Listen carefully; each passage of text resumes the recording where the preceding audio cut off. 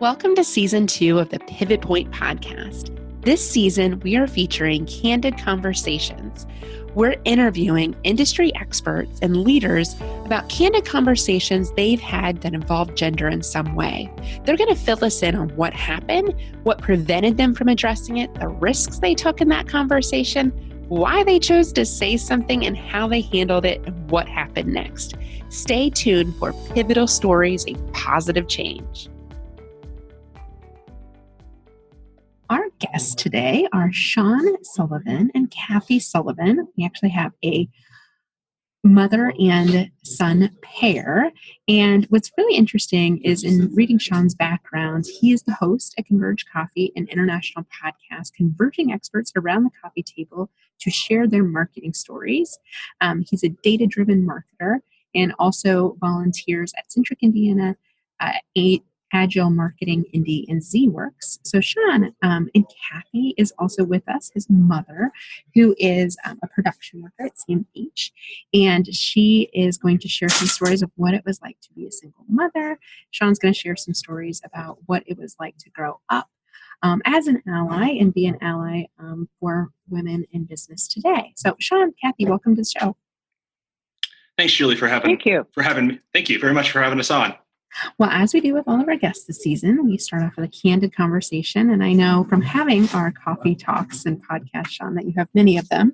So that maybe you could kick us off and Kathy could share her perspective as well. But Sean, what is a candid conversation you'd like to share with our listeners? I think the biggest thing is kind of the misconception of single moms and the successfulness of their children. Growing up, my mom taught me to stick out my hand and shake hands with people, and to always be have this innate hunger or this innate drive. Mm-hmm. But she allowed me the flexibility to not be a helicopter parent, but be more mindful of almost pivoting or guiding me throughout my journey. She wouldn't directly say some things, but she would kind of guide me on and kind of nudging me on a path. And I think that looking back on that, being 29, I'll say 29 and a half, I guess, that, I mean, I have appreciated her so much more as my mom because of the lessons that I learned. And I didn't realize the lessons back then would have such of an impact on me as an adult and in the future. Yeah. And Kathy, what were some of those lessons you instilled in Sean? Basically, it was what I brought with me from my upbringing, and it was probably just old-fashioned values. A lot of it, that's what I fell back on. Some of it was because I was terribly shy when I was younger and did not want him to be like that. I see so many children that stand behind their parents when they're introduced, that cannot come forward and at least say hi, or, pleased to meet you. They are totally indifferent. And to me, that is the parent. The other thing, like Sean pointed out, I was always very disturbed when they would write these articles about single mothers and how their children were doomed not to succeed or not to come forward. And it might be because I was an older parent, but I always said I will put my child up against any two-parent home. And it all has to do with the parenting. If you have one good parent that is there for the child, and that, I think, is your ticket to success. That is the road that you need to follow. Mm-hmm. It's not what I call maintenance parents. Maintenance parents, make sure that they have food and clothes and whatever else, but they don't have any part of the parent. Mm-hmm. And the emotional intelligence part of it. No, they have no contact. I sat down, and my parents really didn't do this because back when I was grade, you did your homework by yourself. There was very little interaction from my parents to help with homework. But I helped Sean every night, even though he didn't need it, but I was there emotionally as the emotional support for Right. him. I agree with what you're saying. There is Sean, you talked about the stigma with single parents and from a mother's perspective too, in the workplace, people are like, oh, well, she can't do this, or, she can't travel. We can't promote her because she's solely responsible for her child. And it's just unfortunate that we undervalue that when you think about the strength that single parents can give their children. I can certainly relate being raised by a single mother. I was very much the primary caretaker for me. The things I learned about strength, oh my gosh, like I just didn't understand gender roles. I had no idea that men and women did things differently in the house because she did everything. And so I just saw such strength financially, work ethic. Like you said, I was kind of on my own with homework, but she knew. She course corrected if I veered somewhere along the way. She held me accountable. And that, I think, just knowing, like you said, a parent that is truly present there, the impact that you can have on growing a child that is sustainable, that is kind to people in the world, and what I call an ally for others out there, tends to go back to a stronger upbringing like you're describing. And I didn't really realize what I was doing back then, but I had one of his teachers, very strict teacher, and Sean didn't want her, and my mother insisted that he have her in grade school. And they had a project at school, and I went to the gym to view this project, and this teacher made a beeline for me, and I'm like, oh my goodness, what's going on? And she goes, are you Sean's mom? And I'm going, yes, I am. And she goes, he is the most wonderful child in the world. If you ever want to get rid of him, I'm here. I'm going, well, I hadn't thought about that, but well, and you were talking too about just how you taught him to treat other people, boys and girls alike, to be kind and not to overly exert power. But then there became kind of a sticky situation when you get involved in sports. I tend to see this with my own children is, their aggression that boys show on the soccer field or football field can be different than what girls show. Right. And you can't be, you can't stand back when you're playing sports. You have to be aggressive to a point, and I'm not overly aggressive. I can stand up for myself.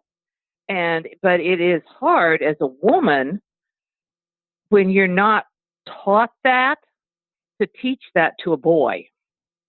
I found myself in different roles being mother and father because you have to step up to that role. And it's like, okay, what do I do now? And so, you have to step back and think about it. Not, you want him to remain himself, but you also have to teach him how to stand up for himself. Yeah.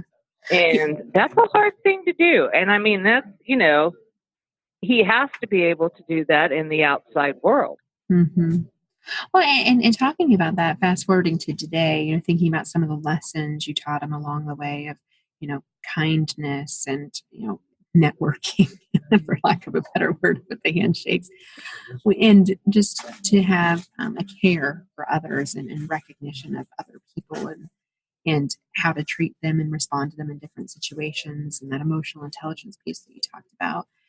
Fast forwarding to today, Sean, and as you and I were having coffee, you just shared such an appreciation for the work I do in promoting allies in the workplace today, getting men involved in this conversation because of what you experienced and saw and still see from your mother today. The challenges that women face are different from the challenges that face men. So, thinking about today, what would you offer for those of us out there that might be listening that don't know how to be an ally, that maybe didn't have a single mother growing up or don't have a daughter or whatever source of inspiration, but a man that's like, hey, I identify with this message. I want to be more of an ally. What would you recommend? I think the biggest thing, and it comes down to professionally and personally, just interactions with women, is a few things. One is always treat others with kindness, no matter what, and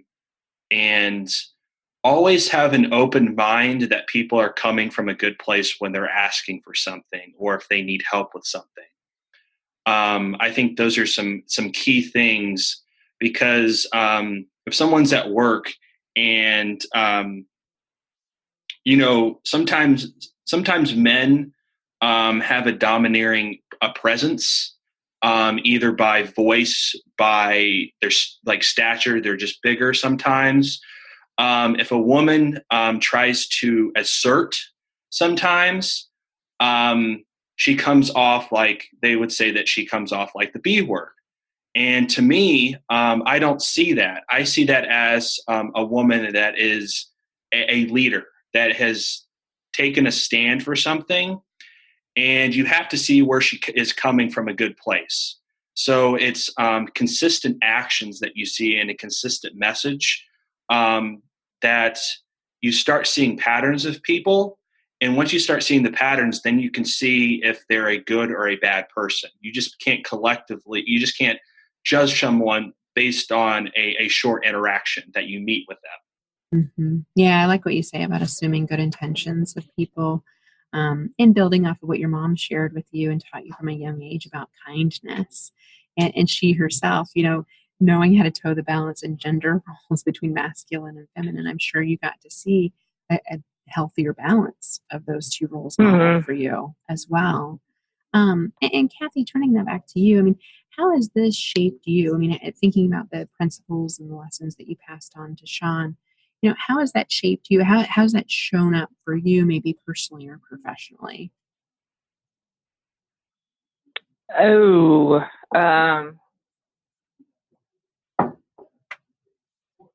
I have had to learn I've had to learn myself to be, I won't want to say aggressive, but I am at times too kind. I see too much. I see both sides. I'm too open-minded, and I can see both sides. Working in the industry that I do, and I had worked on the engineering side as an admin for many years before I came to production.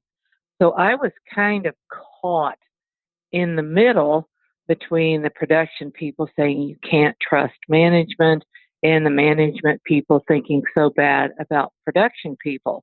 And I was caught right in the middle of all of this and trying to balance, because there were wonderful people on both sides, but they would not come together. They were so set, and they still are, in those rigid mindsets of production and management. And it is so sad because, yes, I was worked on the dock. I was the shipping person on the dock, and I worked with the management side. They were trying to get out new parts. I can't think of the name. Anyway, they were trying to get out parts that were, going to be tested and all of this. And so it was for the business, to build the business. So it's important that these things got out. But on the other side, they were saying, why are you letting them help you package and ship these things? And it was because they had to be out that day. But they did not see the fact that it was for the business. It was just broken down into, you're letting them do your job. Gotcha. And I'm going, no, I'm not. We are working together to get this out. And they did not see that concept at all. Yeah, the us versus them mentality. Everyone's the enemy. Yes. Well, and it's interesting. And so I walked a tight wire right there. Oh, yeah. Well, it's interesting having myself been in a production environment and managing union employees, especially. I constantly felt that angst. I think Right. what women often, generally speaking, can bring as a strength and learned behavior out of pure survival is that collaboration of seeing the positive intent of the other party. Sometimes to our own detriment, we can be a bit naive, but towing that line Hmm. and finding out what's going to work, what's going to be a win-win for each group, and having the Right. foresight to think about this is what's right for the business versus me versus you. So I Yes, like kind it's of the having this mindset. that mindset of different perspectives are okay. There's not one Right. right answer. We can collaborate towards a common goal. So that, yeah, Hmm. and having that show up for you professionally, I'm sure transcended into your personal life and how you shape that behavior with Sean as well. So kind of Hmm. working towards wrapping up and kind of sharing key takeaways for our listeners, I'd love for you to share just, maybe a personal story or something that our listeners could relate to about how you've been allies for each other, how you've been there for each other over the years. I think stories about allies are incredibly powerful for people to understand how to be more of one, how to engage allies. And I often share they come in all shapes and sizes, personally and professionally. But this is definitely a very unique ally relationship for our podcast. So, Sean, Kathy, do you have a story that could kind of highlight, extend the conversation for our listeners on your allyship story? I've got No. one. Okay. Right off the bat. And it was 3 years ago. And my mom can speak to this too, but she had 3 heart attacks within the span of 6 months. Open heart surgery, triple bypass surgery. And what really changed my perspective in life was I was always hungry and motivated to get things done and kind of like a bull in a china shop. And my mom always told me this. And she can say it to this day that I'm still like Mhm. a bull in a china shop or a donkey in a china shop if we want to go a little bit farther No. animal spectrum. um, but what I learned so much is I valued my relationship with my mother so much more after she went through that. I was kind of lucky enough where even after college, I kind of walked, was tail between my legs, didn't find a job, built my own business, and then my mom has this health problem, and I didn't even think about it. I went to the hospital and visited her every single day. It was like a 2 hour round trip commute to visit her every single day when she was intensive care and when she was recovering, except for one day when it was literally a horrible storm. And I think it was hailing at one point. So go Indiana weather. Hmm. But I feel like we we almost mellow each other out. And I appreciate my mom more. Just looking at horoscopes, mom. She's a Taurus, Hmm. Hmm. stubborn. I'm a Gemini. I go back and forth, but we've learned to appreciate one another. Of I always make fun of her stubbornness, but I know how to talk to her. Um, to get to see the best out of her. And then she does the same thing with me. Like she says, Jem's the good twin and I is the bad twin. And together that's me. But for the allyship, I consult with her on a weekly basis. We make sure that we call each other on Sunday evenings. And this started back in college where if we each need to talk or we just need to like catch up for the week, we do that. Or if something serious happened and we need to talk, we're each other's, shoulder or each other's rock to talk about things. And a lot of people, it's just really interesting that when I talk to them about their parents' relationship, even with two parents, um, they don't have as close of relationship that I've noticed. And this is just friends and colleagues that have this. I don't know if anybody else, but I just noticed my mom and I relationship, when we talk about things, is very deep, because we truly care about one another. It's a mother and son. It's not looking at from a gender perspective. It's looking at from, I see you as you. And with all the strengths and all the flaws, I love you for you. And so that is the kind of the I'm gonna cry. well, it's the unconditional love. And I know my mom has a lot more love because she had me, but I'm appreciating her more on my end, just growing up and being a kid, not realizing it. Mm-hmm. Yeah. So I love you. I love you too. But just looking at it from an ally perspective of being a man. We're each other's sounding boards. Yes. I love that. Yes. And I think that's what it needs to be more is from the man's side, seeing a woman as a person and not just a woman. Mm-hmm. That she could have a varied interests, art, sports, whatever, has this kind of hobby, does this for health, is passionate about this for work, and then on the other side, a woman can see a man if he's just trying to be nice in the workplace, that he's not hitting on, that he is just trying to be nice. Sure. He's holding the door open because he's showing respect. He's not saying that, I know you can hold your own door open, but I'm just showing you respect as a person. Yeah. I think that's the biggest thing. Well, a few things that you shared, Sean, that's very consistent with our research on allies is, first, obviously you have a very personal story that's inspired you to channel that empathy towards other women and to see us as human rather than just a woman, or to see, men as humans rather than just a man, to your point about, assuming good intent about the behaviors. And it's easier to do when you don't label or pigeonhole people into those gender boxes.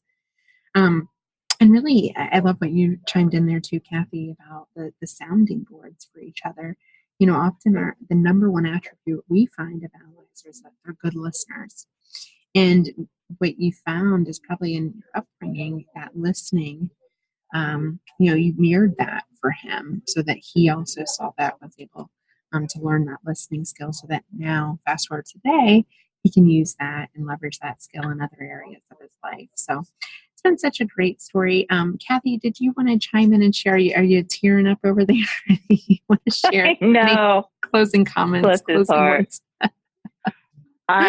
Yes, I totally adore my son. Always have. And he is amazing. There is nothing that he has touched that he has not conquered, that he has not improved upon. And he totally recreates himself every time I turn around. I find this amazing. And the other thing I did want to interject is I think mothers need to be more in contact with their sons. I have seen in two-parent families that mothers at a certain age hand their sons off to their fathers. And depending upon the type of man, and I don't think mothers have been engaged enough with their sons to raise sons that appreciate females, not just, right, as a mate or whatever, to, like Sean said, to appreciate them as people, to engage them. It is not just, okay, I heard you, okay, we're doing it my way. Right. And children pick up on this. And I think because he was raised by a single mom, that he didn't have that interaction. Well, I don't know if that is good or bad, because I did always want him to be raised in a two-parent home. I dearly adored my father, but it was different. And my brothers saw it from a whole different perspective after talking with them in later years. So, my message is, mothers, keep in contact, talk to your kids, talk to your sons. They need you to shape them. And I know things that Sean has said and done and people have misconstrued because he comes from the heart and they think it's fake. Yeah, it has to be genuine. Well, and I like what you said about just exposing them to both gender roles, right? We model behavior from a very young age and model gender in children pick up. And I can see it with my 4-year-old. I mean, I really try to keep her out of that gender box, but they go to school and they see and they're told things.